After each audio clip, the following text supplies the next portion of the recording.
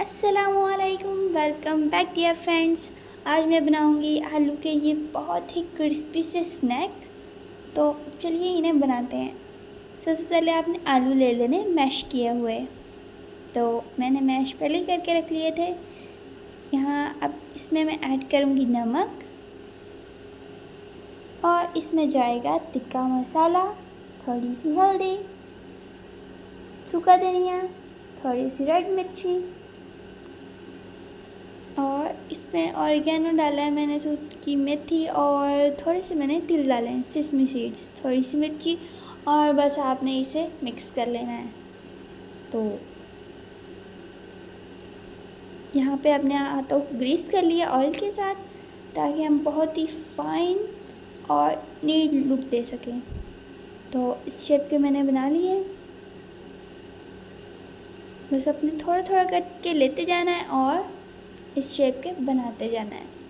आप कोई और शेप भी बना सकते हैं, लेकिन मुझे तो फ़िलहाल यही शेप अच्छी लग रही थी, तो बाकी सबको भी मैंने ऐसे ही बना लिया है। ये देखें, ऑयल की वजह से बहुत ही नीट लुक आई है। यहाँ हम तैयार करेंगे मैदे की स्लरी। आपने 2 से 3 टेबल स्पून मैदा लेना है, थोड़ा सा पानी डालना और बस मिक्स करना है इसे। ये देखिए, इतनी थिकनेस होनी चाहिए इसकी। ये मैंने इसमें डिप किया, ऊपर लगाया मैंने ब्रेड क्रम, ऐसे कोट कर लेना है। सबको मैंने ऐसे ही कोट कर लिया है। अब आपने मीडियम फ्लेम पे ऑयल को गरम करना है। ये देखें, ऑयल गरम हो चुका है और इसमें मैं डाल दूँगी।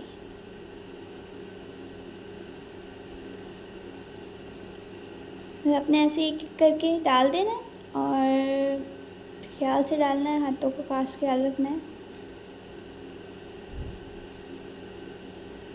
देखिए, सारे मैंने अब डाल दिए हैं। अब इसे थोड़ी देर बाद पलट दिया है मैंने। देखिए, इसका कलर अभी से कितना अच्छा लग रहा है, लेकिन यहाँ पे आपने अभी इसे बस नहीं करना, इसे आपने थोड़ा सा और ब्राउन करना है।